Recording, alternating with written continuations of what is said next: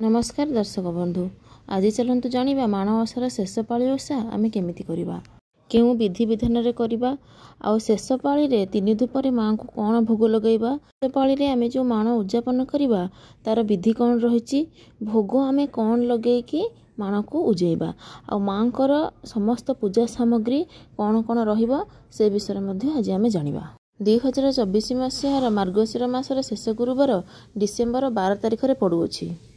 किछि लोक चतुर्थ पाळी माण बसई थांती एवं से दिन माण को उद्यापन मध्य करथांती।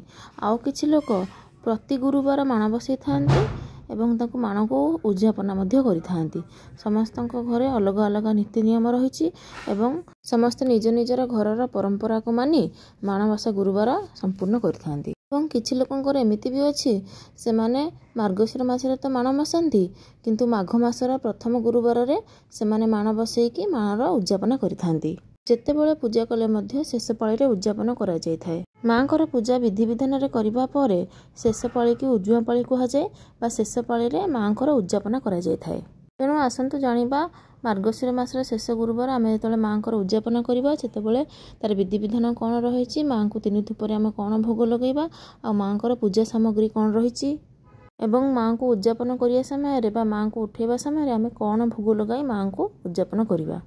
धानमाणिका बहिरे लेखा है चतुर्थ पाळी रे मंडा गईंठा देई पूजिबू। मंडा माने मंडा पिठा, गईंठा माने खीरी।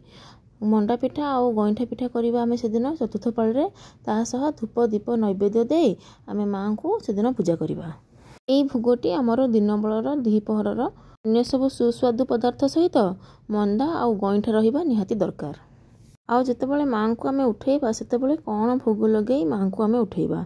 धानमाणिका बहिरे लेखा है संध्या बेले आमे जेतेबेले मां को उद्यापन करिबा माने सूर्य अस्त पूर्वरु आमे से काम करिवार अछि।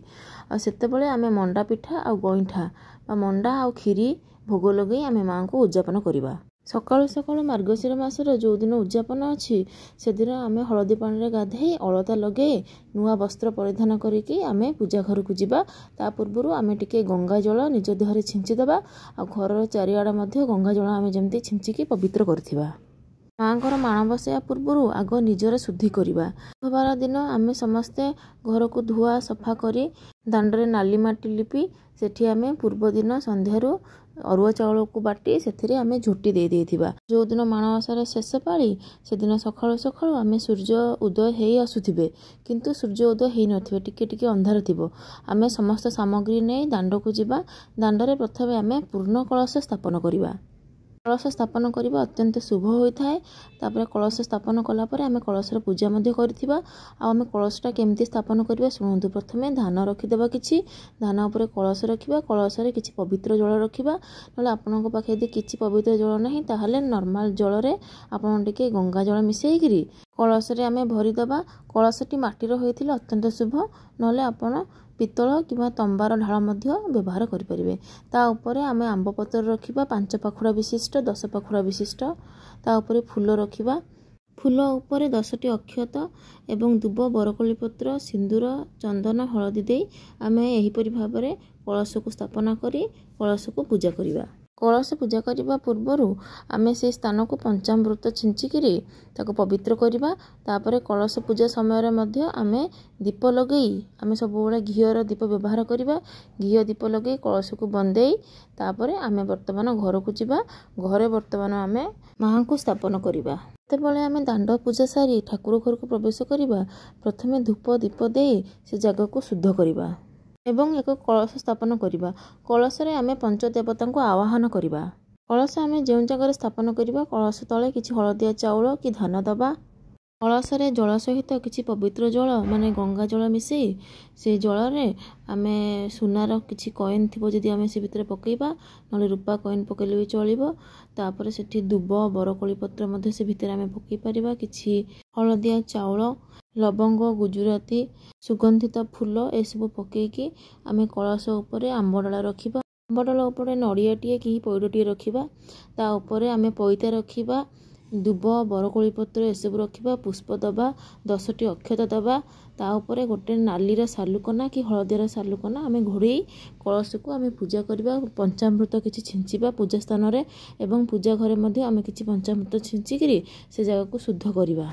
कलश पर जो पंचदेवता को आम निमंत्रण करथिले कलश उपरे गंगा जल छिंची से पाद धोईदेला भाया आम से आवाहन करवा एवं कलश आम किसी फूल अर्पण करवा एवं कलश को आम धूप दीप नैवेद्य देकी कलश को पूजा करवा। आ से समय आम भाविबा जे हे प्रभु आपण आसतु मो कलश स्थापित हुंतु हे पंचदेवता मते आशीर्वाद दिंतु। यहीपरि भावे आम कलश को पंचदेवता को आमंत्रण करवा तापर अखंड दीप आम प्रज्वलन करवा। जो दिन माणवसार शेष पाली से दिन राति सारा अखंड दीप को आम जाली थाए। राति जदि आप न जली पारे ताहले माण उजेबा पर्यंत संध्या पर्यंत से दीपटी निश्चय जलिबा दरकार। दीप प्रज्वलन पर आम गुआ धरी संकल्प करवा जे हे माँ मु आपणक पूजा करने को जाऊँगी मोर पूजा को आपण स्वीकार करंतु किसी भूल थिले मोर क्षमा करंतु। निजर नाम आ गोत्र कही माँ को प्रणाम करी संकल्प करिवे पूजा करने पूर्वर। प्रथम आम पीढ़ा नहीं जावा बा खटुली नहीं जावा ता ऊपर किसी लाल वस्त्र आम बिछे देबा ता ऊपर किसी धान आम बिछेकी ता ऊपर आम आम माण को धान रे पूरा परिपूर्ण करिकी रखिबा। तापर 3टी गुआ को हलदी पानी रे धोई माण ऊपर रखिबा। तापर सुंदर धान बणीटे आम माँकर से जो माण ऊपर रखिबा ता ऊपर गोटे सुंदर नाली कलर हणी आम घोड़े देबा एवं ता ऊपर आम किसी फूल रखिबा। माँकर जदि किसी मूर्ति की प्रतिमा अच्छी ताकू आम अँला जल किंबा हलदी जल रे पंचामृत स्नान करे दी थाए बसैबा पूर्वर। को नूतन वस्त्र अर्पण करा जाय थाए एवं चंदन सिंदूर अक्षत हलदी अर्पण करा जाय थाए। पर माँकर समस्त प्रिय पुष्प माँ को अर्पण करा जाय थाए। जदि आपनक पाखरे पद्म फूल अच्छी आपन ताकू देले माँ बहुत खुशी हेबे। माँ को सब प्रकार सुगंधित फूल अति प्रिय होता है जमती गोलाप फूल सोरिष फूल पद्म फूल रजनीगंधा फूल ता सहित गोटे नारीर श्रृंगार सबू सामग्री जमीतिका आमर शंखा टिकिली अलता ए सबू सामग्री माँ को अर्पण करा जाय थाए एवं मूला अँला डाल आखु एसबू अर्पण करा जाय थाए। माँ को अतर मध्य अर्पण करा जाय थाए कारण माँ को अतर बहुत प्रिय होता है। यहीपरि भावे यही सब जिनिस माँ को स्वरूप रे पूजा पाई थांते। माँ को वाहन होउछंती हाथी। आपनक पाखे जदि छोट हाथीटी अच्छी ताहले आपण मध्य ताकू हलदी पानी रे आ पंचामृत रे स्नान कराई ताकू आपण माँ को पाखे रखि परिबे आ तांको आपण वंदापना करी नूतन वस्त्र एवं फूल दे स्वागत जणाई परिबे। एहिभଳି भाବରେ आमे माँ को वंदापना करी धूप दीप नैवेद्य सहित एवं माँ को परे कलश को बंदाई सकाळ बाल धूप संपन्न करा जाय थाए। तापर बाल भोग पई आमे प्रथमे कलश को पूजा करिबा एवं कलश को आमे किछि पणा देई पूजा करिबा। पणा रे आमे छेना गुड़ गोलमरीच मिश्री ए सब पकईकि आमे पणा तैयारी करि परिबा एवं पणा को आमे कलश को पाखे लागू करैबा। तापर किछि फल को मध्य आमे पूजा करिबा। तापर माँ लक्ष्मी को प्रतिमा पाखरे आमे पणा दबा जो पणा आमे तैयारी करिचे ता सहित फल याकू देई आमे माँ को सकाळ सकाळ निमंत्रण करिबा एवं माँ को पूजा समय रे आमे माँ को अनुरोध करिबा माँ को प्रार्थना करिबा ए भोग जो आमे लगेइचे ताकू से स्वीकार करंतु। आउ भाविबा जे हे माँ महालक्ष्मी मु तम जिनिस तुमको ही भोग लगाऊँगी यह अमृत भाव में आपण आसिकी स्वीकार करंतु। भोग अर्पण कला परे माँ को आलती दे सकाळर पूजा आमर संपन्न हैला। आ माँ को जो आप आलती करेंगे आप 7 थर आलती करेंगे माँ को भी आलती करेंगे और कलश को आलती करेंगे तापर आपणकर सकाळर पूजा संपन्न हम। सकाळर पूजा संपन्न होला परे आमे प्रिपरेशन करवा द्विपहर भोग पाई को आमे संकुड़ी भोग कही थाए। संकुड़ी भोग रे आमे करवा भात बा आमे खेचड़ी मध्य करि परिबा ता संगे खीरी करि परिबा। आ आमे माँ को अत्यंत प्रिय होची कदली भजा मूला भजा सोरिष साग एवं कदली मंजार मध्य तरकारी करा जाय थाए। यह भी माँ को अत्यंत प्रिय। दही भात मध्य नुआ चाउल रे करी ताकू मध्य माँ को पाखे भोग लगा जाय थाए। खीरी जो आमे करबा ताकू मध्य आमे नुआ चाउल रे ही करबा। एहीपरि भावे माँ को समस्त प्रिय भोग आमे द्विपहरे संकुड़ी भोग भाव में अर्पण करिथाउ।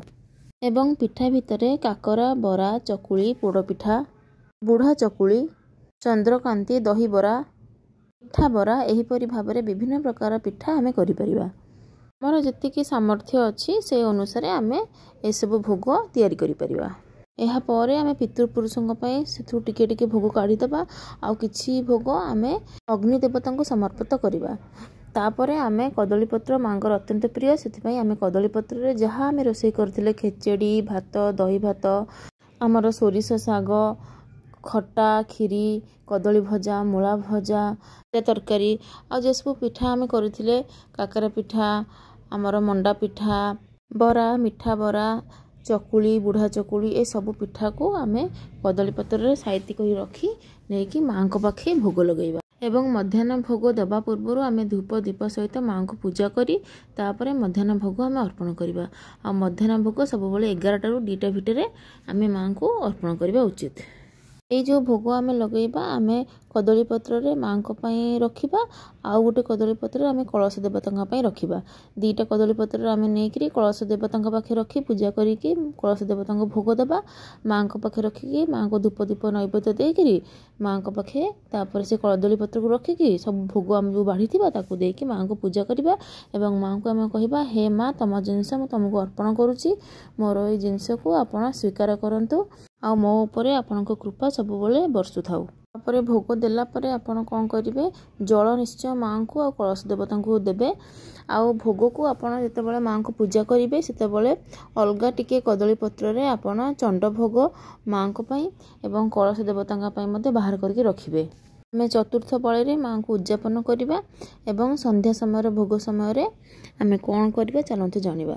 ମାଙ୍କୁ ଯେମିତି ଆମେ ସମ୍ମାନର ସହିତ ଆବାହନ କରିଥିଲେ ପ୍ରଥମ ପାଳିରେ, ସେମିତି ଚତୁର୍ଥ ପାଳିର ଯେଉଁ ସନ୍ଧ୍ୟା ଭୋଗ ଆମେ ଦେବା ସେ ସମୟରେ ମାଙ୍କୁ ଆମେ ଧୂପ ଦୀପ ନୈବେଦ୍ୟ ଦେଇ ପୂଜା କରି କ୍ଷୀରି ଏବଂ ଗଇଁଠା ପିଠାର ଭୋଗ ଆମେ ଲଗାଇବା। ମାଙ୍କୁ ଆମେ ମୁଣ୍ଡିଆ ମାରି ମାଙ୍କୁ ଆମେ ଆମର ମନସ୍କାମନା ମଧ୍ୟ ଜଣେଇବା। ସନ୍ଧ୍ୟା ସମୟରେ ଯେଉଁ ମାଙ୍କୁ ଆମେ ପୂଜା କରିବା ଆଗ ଆମେ ମାଙ୍କୁ ଆଳତି କରିକି ପୂଜା କରିବା, ତାପରେ ଘରର ଯେଉଁ ଅନ୍ୟ ଦେବାଦେବୀ ଅଛନ୍ତି ତାଙ୍କୁ ଆମେ ଆଳତି କରିକିରି ଆଳତି ଦେଇକରି ପୂଜା କରିବା। ଏବଂ ଏହି ସମୟରେ ଆମେ ମାଙ୍କୁ ଆରାଧନା କରିବା, ହେ ମା ମହାଲକ୍ଷ୍ମୀ, ମୁଁ ଆପଣଙ୍କର ମାଣବସା ଗୁରୁବାର ପୂଜା କରୁଥିଲି ଏବଂ ଆପଣଙ୍କ ଆଶୀର୍ବାଦରୁ ଆଜି ମୋର ମାଣବସା ପୂଜା ସମ୍ପୂର୍ଣ୍ଣ ହୋଇଛି। ଏମିତି କହି ଖଟୁଲିକୁ ଏବଂ କଳସକୁ ଟିକେ ଘୁଞ୍ଚେଇ ଦେବେ। ତାପରେ ତା ପରଦିନ ସକାଳୁ ଆପଣ କଳସରୁ ସେଇ ଫୁଲ ଯେଉଁ ଥିବ ତାକୁ ସବୁ କାଢ଼ିଦେବେ ଆଉ ମାଙ୍କୁ ବି ଯେଉଁ ପୁରୁଣା ଫୁଲ ଦିଆହେଇଥିବ ତାକୁ ସବୁ କାଢ଼ିବେ। କିନ୍ତୁ ମାଙ୍କୁ ଉଦଯାପନ କରିବା ପୂର୍ବରୁ ତା ପରଦିନ ସକାଳୁ ଆପଣ ତାଙ୍କୁ ପୁଣି ଥରେ ମାଙ୍କୁ ଗାଧେଇକିରି ମାଙ୍କୁ ବସେଇବେ ସେଠି।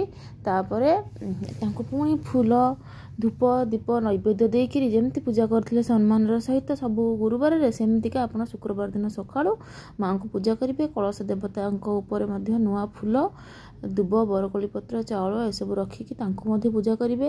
ଆଉ ତାପରେ ମାଙ୍କୁ ଭୋଗ ଚଢ଼େଇବେ, ଯେମିତିକି ବାଳ ଭୋଗ ଆମେ ସକାଳେ ପୂଜା କରେ ସେମିତି ମାଙ୍କୁ ଆଉ କଳସ ଦେବତାଙ୍କୁ ଆପଣ ଫଳ ଭୋଗ କରି ତାପରେ ମାଙ୍କୁ ଆପଣ ଜଣେଇବେ ଯେ ଆପଣ ବର୍ତ୍ତମାନ ଉଦଯାପନ କରୁଛନ୍ତି। ତାପରେ ଆପଣ ଧୀରେ ଧୀରେ ସବୁ ଜିନିଷକୁ ସମ୍ମାନର ସହିତ କାଢ଼ିକି ରଖିବେ। ତାପରେ କଳସ ଦେବତାଙ୍କଠୁ ମଧ୍ୟ ଫୁଲ ଏସବୁ ଜିନିଷ କାଢ଼ିକି ଆପଣ ରଖିବେ। କଳସଟିକୁ ଆପଣ ରଖିବେ, କଳସ ଯେଉଁ ଗୁଆ ଅଛି ତାକୁ ଆପଣ ଅଲଗା ରଖିବେ ସେ ଗୋଟିଏ ଗୁଆକୁ, ଆଉ ମାଙ୍କ ପାଖେ ଯେଉଁ 3ଟା ଗୁଆ ଆପଣ ଦେଇଥିଲେ ସେ 3ଟା ଗୁଆକୁ ଅଲଗା ବାନ୍ଧିକି ଆପଣ ରଖିବେ। ପ୍ରତିବର୍ଷ ଆପଣ ସେଇ ଗୁଆରେ ହିଁ ପୂଜା କରିବେ। କଳସ ଦେବତାଙ୍କୁ ଯେଉଁ ଗୁଆ ଦେଉଥିଲେ ଆପଣ ସେଇ ଗୁଆ ଦେବେ, ଆଉ ମାଣରେ ଯେଉଁ 3ଟା ଗୁଆ ଦେଉଥିଲେ ତାକୁ ମଧ୍ୟ ଆପଣ ଦେବେ। ଦେବା ପୂର୍ବରୁ ତାକୁ ହଳଦୀ ପାଣିରେ ଧୋଇକି ଶୁଖେଇକି ସେ ଗୁଆକୁ ରଖିବେ। ତାପରେ ଆପଣ ମାଣ ଧାନକୁ ମଧ୍ୟ ସମ୍ମାନର ସହିତ ଅଲଗା ଜାଗାରେ ରଖିବେ, ଯେଉଁଟାକି ଆପଣ ଆଗକୁ କ୍ଷୀରି କରିକି ଖାଇପାରିବେ। ଯେମିତିକା କିଛି ପବିତ୍ର ଦିନରେ ରଥଯାତ୍ରା, ଏଇସବୁ ଦେବସ୍ନାନ ପୂର୍ଣ୍ଣିମା, ଏଇସବୁ ଦିନମାନଙ୍କରେ ଆପଣ ତାକୁ କ୍ଷୀରି କରିକି ସେ ଚାଉଳକୁ, ନୂଆ ଚାଉଳକୁ ଆପଣ ଖାଇପାରିବେ। ତାପରେ ମାଣକୁ ଆପଣ ସୁସମ୍ମାନ ସହିତ ନେଇକି ରଖିବେ। ଆଉ ଆପଣ ଯେଉଁ ମାଙ୍କୁ ଚୁନରି ଉଡ଼େଇଥିଲେ ତାକୁ ମଧ୍ୟ ଆପଣ ସୁସମ୍ମାନ ସହିତ ନେଇକି ରଖିବେ। ତାକୁ କେଉଁଠି ଆପଣ ଭସେଇବେନି ପାଣିରେ କି କେଉଁଠି ଉଜେଇବେନି ନେଇକିରି। ଆପଣ ମାଣର ଯେତେ ଜିନିଷ ଆପଣ ବ୍ୟବହାର କରୁଥିଲେ ତାକୁ ସବୁ ଧୋଇ ଧାଇକିରି ଭଲକରି ଆପଣ ରଖିବେ ଆପଣଙ୍କ ଯେଉଁ ଜିନିଷକୁ। ଏଇଭଳିଆ ଭାବରେ ଆପଣଙ୍କର ମାଣବସା ଆପଣ ଉଦଯାପନ କରିବେ। ଯେମିତିକା ମାଙ୍କୁ ସମ୍ମାନରେ ଡାକିଥିଲେ ସେମିତିକା ମାଙ୍କୁ ଅତି ସମ୍ମାନର ସହିତ ବିଦାୟ କରିବେ। ବର୍ତ୍ତମାନ ଯଦି ଭିଡ଼ିଓଟି ଆପଣମାନଙ୍କୁ ଭଲ ଲାଗିଲା ତାହେଲେ ଚ୍ୟାନେଲଟିକୁ ସବସ୍କ୍ରାଇବ୍ କରିଦେଲେ ଆପଣ ନୂଆ ଭିଡ଼ିଓ ସବୁ ଦେଖିପାରିବେ। ଆଉ ଭିଡ଼ିଓଟିକୁ ସେୟାର କରିଦେଲେ ସମସ୍ତେ ଜାଣିପାରିବେ କେମିତିକା ଆମେ ଉଦଯାପନ ଆମର କରିବା ମାଣବସା ଗୁରୁବାରର। ଓମ୍ ନମୋ ଭଗବତେ ବାସୁଦେବାୟ, ଜୟ ମା ଲକ୍ଷ୍ମୀ। ରହିଲି, ପୁଣି ଦେଖାହେବ ଗୋଟେ ନୂଆ ଭିଡ଼ିଓରେ ଗୋଟେ ସୁନ୍ଦର ଟପିକ୍ ସହିତ।